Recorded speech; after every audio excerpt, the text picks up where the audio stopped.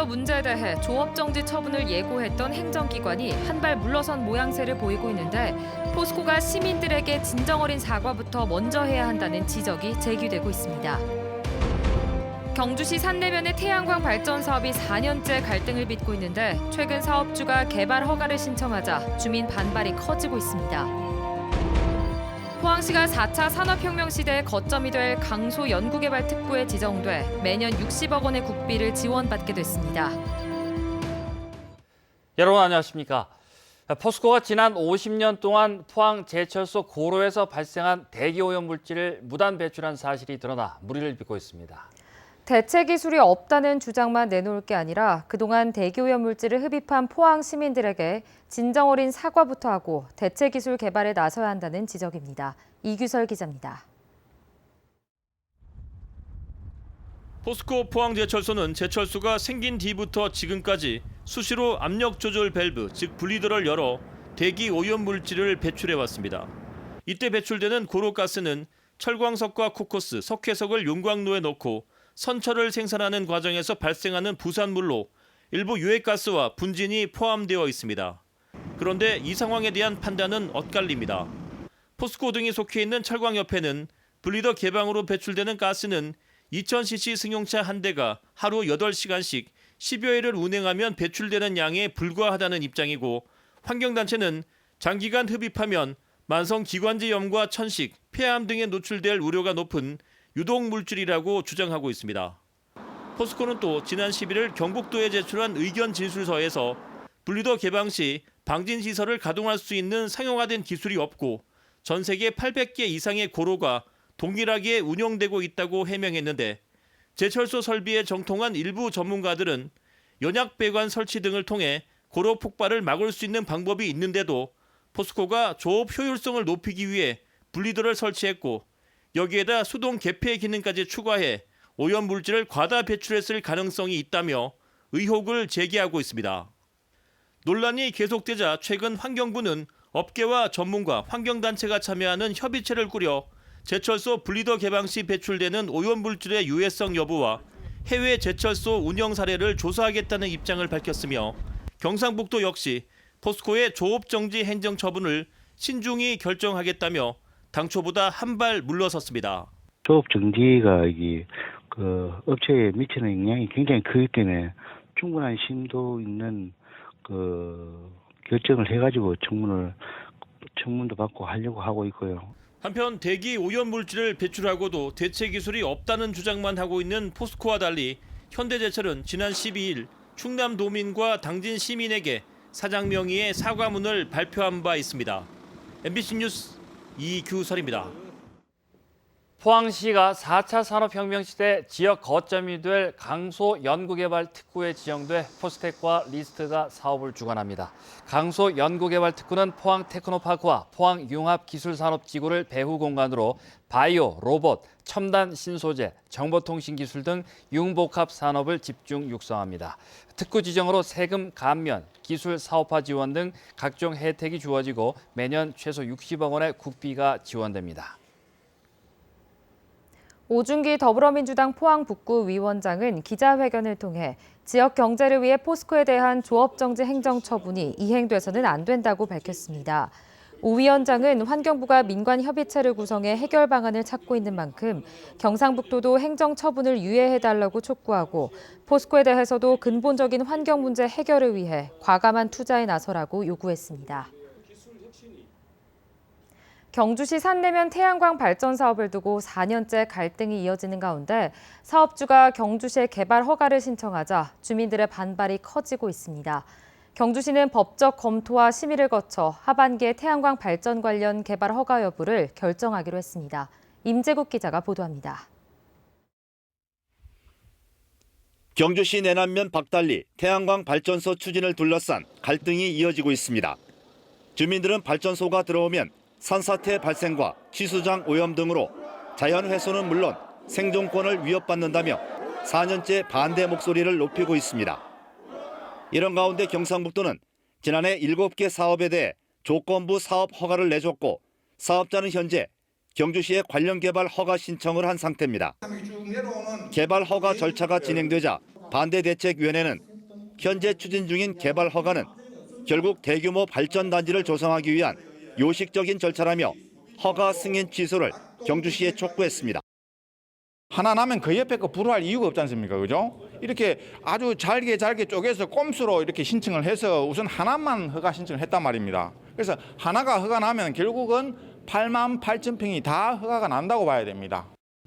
특히 주민들은 경주시가 당초 태양광 발전과 관련해 무분별한 개발 방지와 자연환경 보전이 필요하다며 경상북도에 제시한 의견에 대해 명확한 입장을 요구했습니다.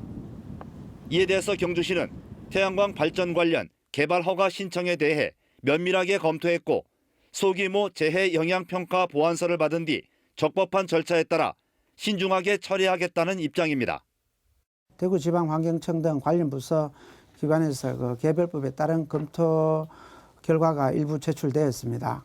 향후 그 관련 부서 관계기관의 법적 검토가 최종 마무리되면 경주시 도시계획위원회 심의를 거쳐서 최종 허가 여부가 결정이 되게 됩니다. 태양광 발전 사업과 관련해 갈등이 이어지는 가운데 경주시가 하반기에 어떤 결론을 내릴지 관심을 끌고 있습니다. MBC 뉴스 임재욱입니다. 포항시 오천읍과 청림, 제철동 지역 11개 학교 학부모 200여 명이 오늘 포항시청 앞에서 SRF 시설 운영 중단 촉구 집회를 벌였습니다. 학부모들은 호동 매립장과 은폐수 처리 시설의 악취, 군부대 사격장과 비행장 소음 등으로 생존권과 환경권을 침해받아 왔는데 최근 생활쓰레기 소각장까지 가동되면서 주거 환경이 열악해지고 있다고 주장했습니다.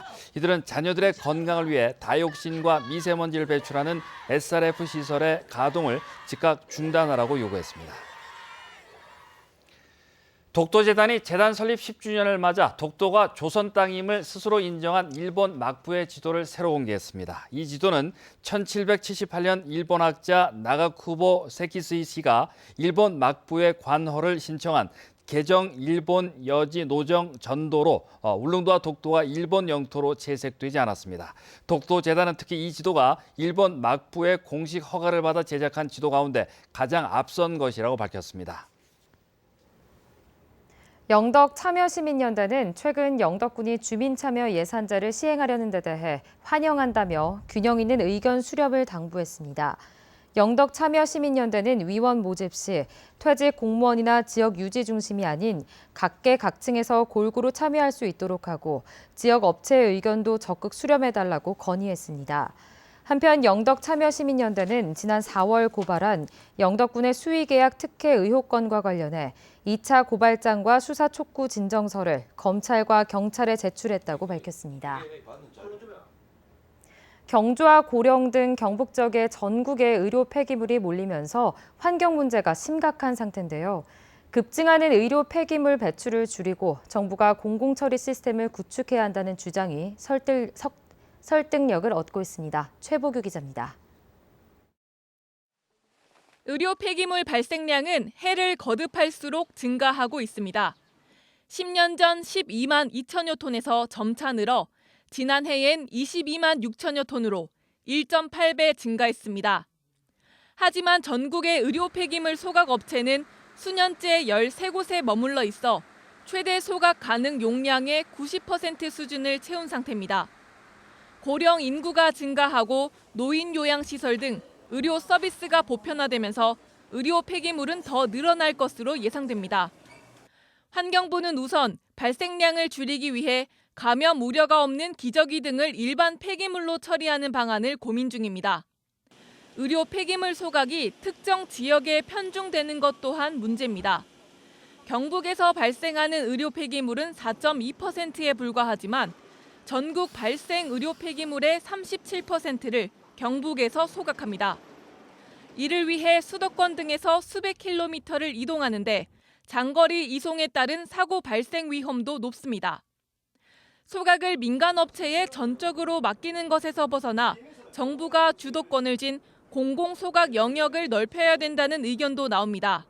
소각 일변도로 처리되는 측면이 있는데 사고라든지 비상시 상황을 대비할 수 있게 공공의 영역에서도 처리할 수 있는 그런 공공성 강화도 필요할 것 같고요.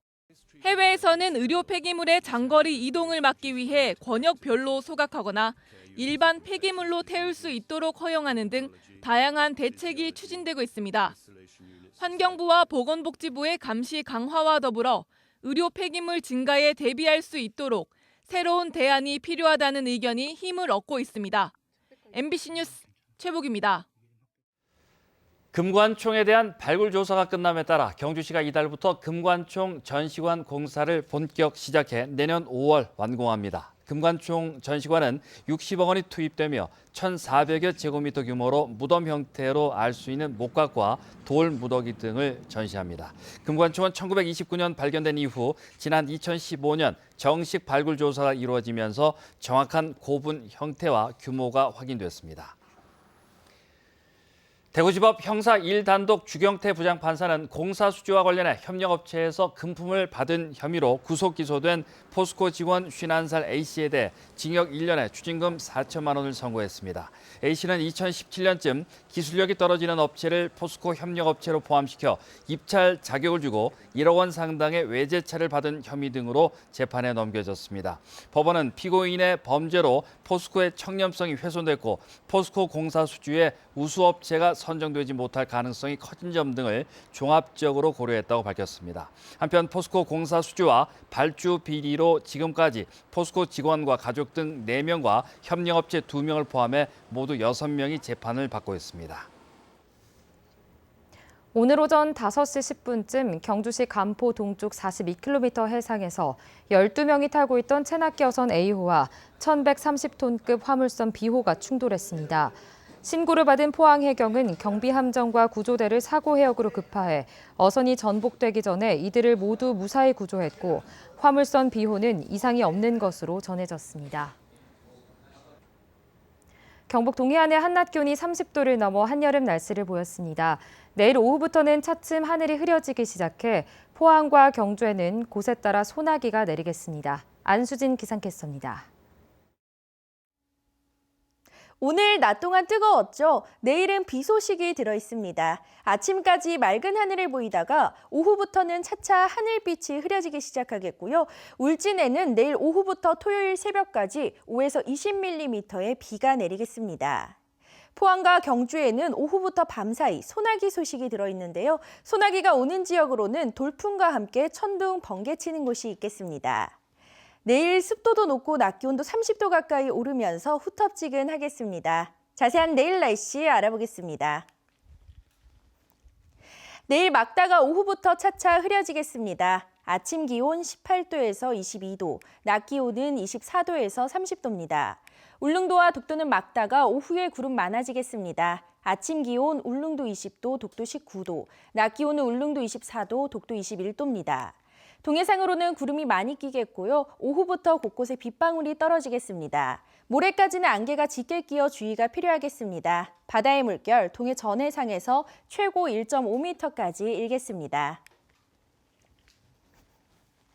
내일 비가 내리면서 주말 동안 더위가 주춤하겠습니다. 날씨였습니다.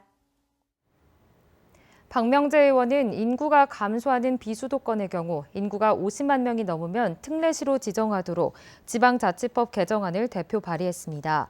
개정안이 통과돼 포항시가 특례시로 지정되면 지역 채권 발행과 건축 허가, 택지 개발 등 9개 분야 사무를 직접 수행할 수 있고 행정기구 추가 설치와 공무원 직급 상향도 가능합니다. 정부는 지난 3월 지방자치법 전부 개정안을 제안하면서 인구 100만 이상 대도시를 특례시로 지정하고 사무행정기구 및 정원 재정상 특례를 추가로 부여하도록 했습니다. 행정안전부의 우수 저류시설 설치 공모사업에 영덕 화전지구가 선정돼 내년에 국비 87억 원을 지원받습니다. 영덕구는 지난해 태풍 콩레이로 700여 동의 건물과 100헥타르의 농경지가 침수됐는데 화전지구에 우수 저류시설이 설치되면 침수 피해 예방에 큰 도움을 줄 것으로 기대됩니다.